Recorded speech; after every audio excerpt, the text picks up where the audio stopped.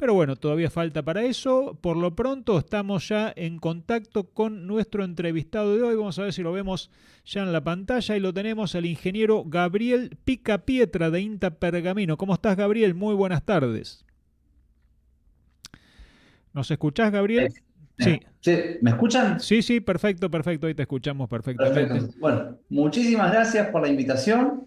Gracias a todos por nuevamente estar con ustedes acá en este programa. Perfecto, perfecto. Gracias a vos, Gabriel, por disponer de unos minutos para conversar con nosotros aquí en el programa, nuestra propuesta de INTA en la radio de todos los martes. Gabriel, bueno, es especialista en malezas de INTA Pergamino y la semana pasada se realizó una jornada importantísima, ¿no? El sexto encuentro de malezas organizado allí en INTA Pergamino con un lema, malezas resistentes 30 años. 30 años ya, Gabriel, mirá vos de malezas resistentes, es increíble. ¿Cómo fue este asunto? ¿Qué son las malezas resistentes? ¿Por qué aparecieron? Bueno, eh, nosotros, como decías, todos los años tratamos de hacer este encuentro de malezas, ¿sí? Invitar a toda la comunidad, asesores, técnicos, productores, y siempre tratar de discutir un tema, por ahí el más relevante en este caso, durante este momento del año. El tema de malezas resistentes es foco de la mayor cantidad de consultas. Bueno, vos, Antonio, venimos trabajando con vos también este tiempito con Raigras, Sí, sí, con sí. resistencia a herbicidas.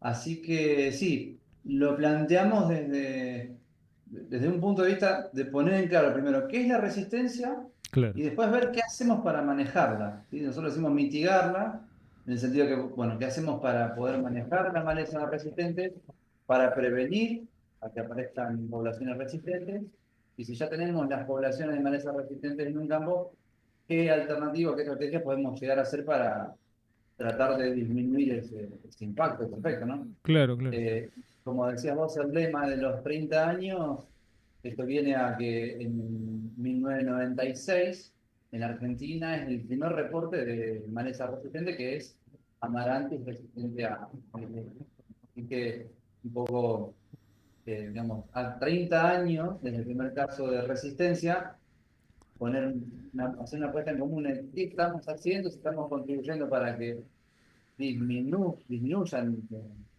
los casos de resistencia o, al contrario, digamos, Claro. bastante crecientes. Bueno, se ve que muy bien las cosas no se han hecho porque hoy ¿cuántas son las malezas declaradas resistentes, Gabriel?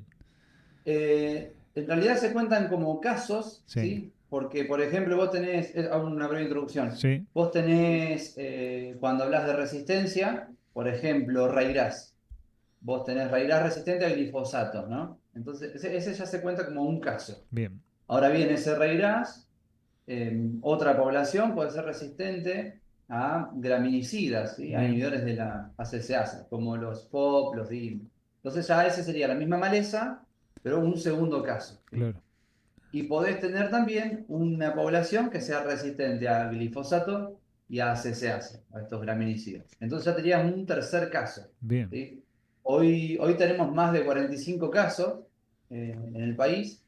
Son un montón de casos que van creciendo año tras año, pero básicamente porque hay muchos herbicidas que son muy efectivos, y al ser tan efectivos son muy buenos como una respuesta ante la aparición de una población de malezas resistentes. Por claro. ejemplo, bueno, ya que cité Raigras, un Raigras resistente al glifosato, se le aplica un graminicida, el graminicida es 95 o 100% efectivo para el control. Entonces ya ahí tenés una nueva alternativa para manejar esa maleza. Claro.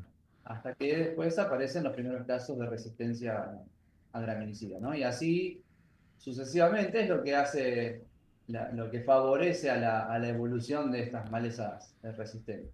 ¿Por qué van cambiando esas poblaciones, Gabriel? ¿A qué se debe, digamos, ese cambio, la adquisición de esa resistencia? Bien, muy buena pregunta, y esto fue el foco de la primera charla. Ujú. La primera y la segunda charla que tuvimos en el encuentro el otro día acá en Pergamino, que es un poquito el concepto, ¿sí? La resistencia de malezas a los herbicidas se da por dos factores principales. El primero, que es la variabilidad genética, ¿sí? Una característica propia de la maleza, que la maleza puede tener esa característica, puede evolucionarla. Y la otra es la presión de selección, que es con qué frecuencia y con qué intensidad nosotros aplicamos el herbicida para favorecer a esa maleza resistente. El ejemplo sería, nosotros tenemos una población, vamos a suponer que tenemos un lote lleno de plantas de una especie determinada, aplicamos un tratamiento de herbicida y sobreviven algunas, ¿sí? Esas que sobreviven podrían ser resistentes, y lo que hicimos con el tratamiento de herbicida fue eliminarle la competencia a esas malezas resistentes, ¿sí? Claro, Lo que hacemos es una selección a esas plantas que sobreviven luego de la aplicación del herbicida y que van a semillar, y que esas semillas van a volver al banco de semillas de suelo. claro, Eso lo hacemos un año, lo volvemos a hacer otro año más y así sucesivamente. Todos los años nos estamos encargando de, con el tratamiento herbicida, ir eliminando la fracción de la población que es susceptible y estamos dejando a la fracción resistente, ¿sí? Esto es lo que sería la presión de selección. Todos los años, e incluso más de una aplicación por año del mismo herbicida o el mismo mecanismo de acción del herbicida, ¿sí? Eso también contribuye.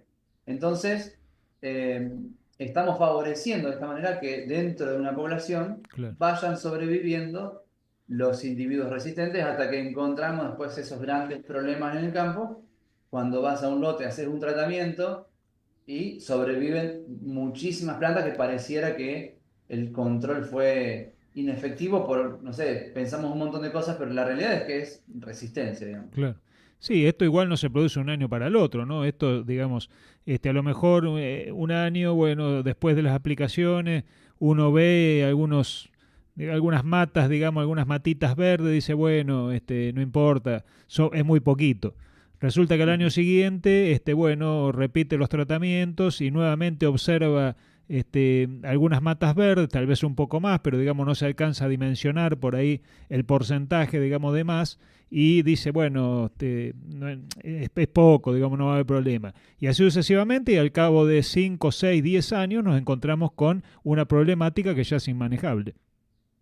Así es, totalmente así, ese es el mecanismo. Claro, Muchas veces pasan desapercibidas esos claro, escapes, esas plantitas, porque o bien no las vemos, o bien, como decías vos, las ves, claro, pero decís, a lo mejor es una o dos plantitas claro. que en cuanto al impacto productivo que vayan a tener en ese año en el Ujú, rendimiento del cultivo claro. es significativo, es significante, ¿no? Sí, sí, sí. El ejemplo que tenemos siempre de acá en nuestro país es que en en el sudeste bonaerense, con la detección del primer caso de resistencia de raíz al glifosato, en el año 2007, luego de utilizar otros herbicidas para reemplazar al glifosato, usaron los graminicidas, como nombraba hoy, o algunos inhibidores de ALS, que son otro grupo grande de herbicidas. Y la cuestión es que en 5 años Claro, ya obtuvieron un biotipo, una planta que resistía a los tres mecanismos de estos herbicidas que claro. nombraba. Ujú, Entonces, como decías vos, no es de un año para otro, sino que necesitan de un tiempo. claro. Y ese Ujú, tiempo puede ser o más o menos corto, depende si nosotros contribuimos con lo que decía hoy, la presión de selección. claro.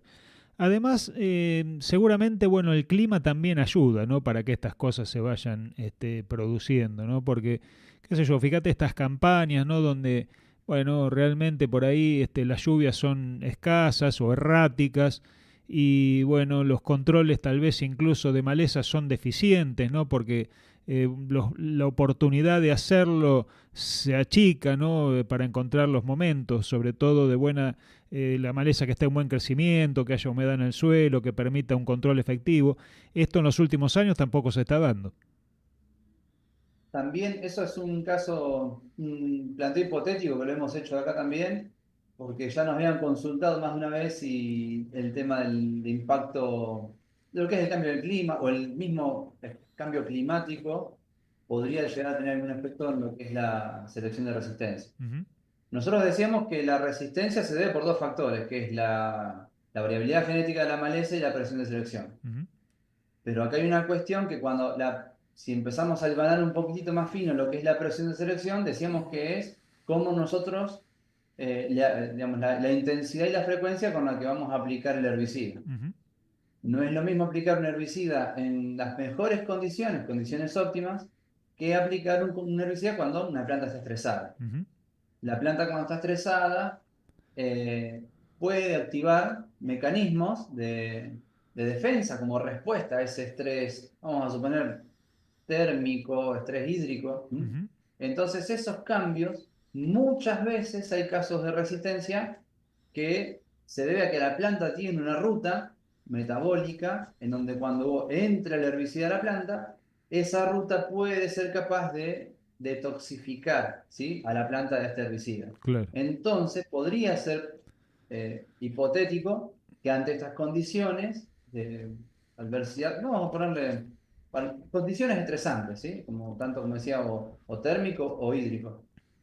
Ante estas condiciones la planta podría activar un mecanismo de respuesta como defensa y ese mismo mecanismo sea el que le ayuda a detoxificarse el herbicida. Y de hecho, hace muy poco, digo muy poco porque lo que son los estudios de resistencia, en lo que es la biología de la resistencia, hace 2, 3 años se detectó dentro de una quinocloacolona de capín, una respuesta que cuando aumenta la temperatura, ¿sí?, cuando la temperatura del ambiente está en condiciones ya casi estresantes para la planta, se activan unas enzimas que son como unas bombas, ¿sí?, bombas de protones dentro a nivel celular, y esas mismas bombas son las que terminan sacando el herbicida o expulsando el herbicida Qué hacia bárbaro. afuera de la célula. Ujú, Entonces, de esta forma, la planta estaba eliminando el herbicida hacia el claro, exterior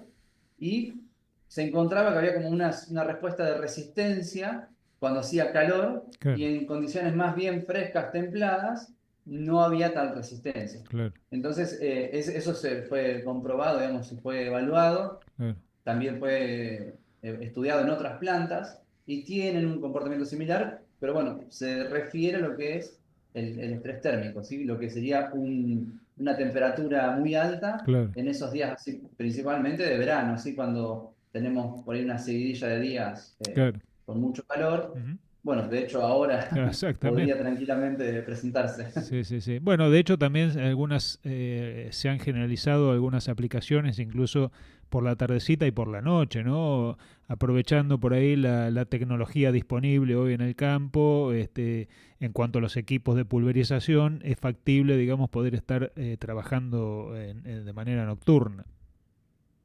Sí, eso ni hablar, digamos, lo que es, eso es a nivel de calidad de aplicación, o sea, sería tratar de, cuando uno aplica el herbicida, en este caso, que desde el equipo sale, que llegue la mayor cantidad de ese herbicida o del caldo Claro. hacia el objeto, que en este caso es la maleza. Ujú. Obviamente todo lo que sea, lo que signifique pérdida en ese camino, como por ejemplo deriva, como Claro, evaporación, digamos, son todos los efectos negativos que nosotros no queremos que seguro. sucedan, tanto por un impacto ambiental como también por una eficiencia después en el control. Ujú. Así que, obviamente, como decías, se ajustan siempre las aplicaciones hacia los momentos del día donde las condiciones son las más favorables. Aún así, vos podés hacer una aplicación, por ejemplo, de un herbicida como nombrábamos hoy glifosato. El glifosato tarda bastante tiempo en comparación con otros herbicidas en entrar a la planta, Ajá. o sea, en llegar hacia adentro de la célula. Ujú. Quizás hay otros herbicidas que se mueven mucho más rápido. Entonces también hay que considerar esto. A lo mejor vos lo aplicaste, Claro, no tenés deriva, no tenés pérdidas, pero cuando llegó a la planta tarda mucho más tiempo en penetrar la hoja, en conectar a los haces, claro. moverse dentro de la planta Ujú. y llegar hacia la enzima objetivo que tiene que Claro. ir a atacar ese herbicida. Entonces todo ese recorrido a veces le puede llevar un tiempo, eh, y digamos, por ahí a lo mejor lo aplicaste en las mejores condiciones, pero durante el día la planta fue sometida a un estrés Claro. y eso hizo que lo que es el tratamiento no sea tan efectivo para el control. Claro, sí, sí, sin duda es que hay una gran cantidad de variables, ¿no?, que influyen y que condicionan muchas veces las actividades. Gabriel, seguramente han sondeado o han tenido por ahí consultas en la jornada misma, ¿no? Sobre ¿cuáles serían las malezas problema hoy en día en nuestra zona, en general, digamos, en el centro norte de la provincia de Buenos Aires? ¿Qué es lo que más le preocupa a los productores? Bien, sí, obviamente al final de la charla, al final de la jornada, se hicieron más preguntas bien puntuales, en casos así puntuales de la zona, y todos creo que más o menos es lo mismo. Lo que es el invierno, básicamente es raíz, con los problemas de raíz resistente a glifosato, y en algunos casos en donde está empezando a observarse resiste- sospechas de resistencia a graminicidas, que hay algunos casos ya confirmados. Bien, Entonces ya ese sería uno de los grandes problemas del invierno. Con ISA, como también habíamos hablado, con ISA es una maleza problemática, obviamente, pero que como que tenemos mucha más información, ¿sí? Como que aprendimos mucho con claro. CONISA Ujú. de varios años y con de todas las alternativas, desde químicas, mecánicas, un montón de cosas aprendimos, que dentro de todo CONISA es una maleza problemática, pero es mucho más manejable, ¿sí? Bien, Y después lo que es hacia el verano, principalmente Amaranthus, ¿sí? Por la tasa de crecimiento que tiene, que es lo más sorprendente, además de los casos de resistencia a herbicidas, y estos últimos casos de resistencia múltiple a herbicidas PPO, ¿sí? Como una de las alternativas que nos venían a salvar en cuanto a lo que es el uso de herbicidas para el claro. control de Amaranthus. Y bueno, hay algunos casos ya con resistencia a estos herbicidas. Y después el complejo de gramíneas en general, encabezado diría yo por el quinocloa y el eucine, pero básicamente quinocloa por los casos de resistencia al glifosato y también algunas sospechas con algunos otros herbicidas, pero a nivel general, digamos, el complejo de gramíneas de verano que siempre nos trae Sí, consultas a experimentar. Y sí, también se marcó como una barrera hacia nuestra región, lo que es el centro norte de Buenos Aires, más bien el norte de Buenos Aires, que todavía no tenemos problemas de crucíferas, y según la gente que trabaja en el centro y el sur, claro, nos comentaron, traen todos los problemas que tienen con malezas que son muy difíciles de controlar con herbicidas y que emergen durante casi todo el año, sin claro. mucho tiempo, como con ISA, digamos, y, y bueno, y digamos, el impacto que le genera tanto para los cultivos de invierno como para lo que son los inicios de los cultivos de verano, ¿sí? También lo remarcaban y se hicieron algunos comentarios acerca de las brasicas. Claro, así que bueno, la problemática, lejos de achicarse, digamos, va en aumento. Así es, sí, sí. ¿Y por dónde pasarían las mejores estrategias, a criterio, digamos, de ustedes o en el Ujú. abordaje que se pudo dar, digamos, ahí en la jornada, ¿no? Algunas conclusiones Bien. que hayan arribado. Ujú. Bien. Lo que primero remarcamos es que hay muchos, hoy por ejemplo, ante problemas de malezas, lo que se trata es de afinar, de ajustar un tratamiento de herbicida.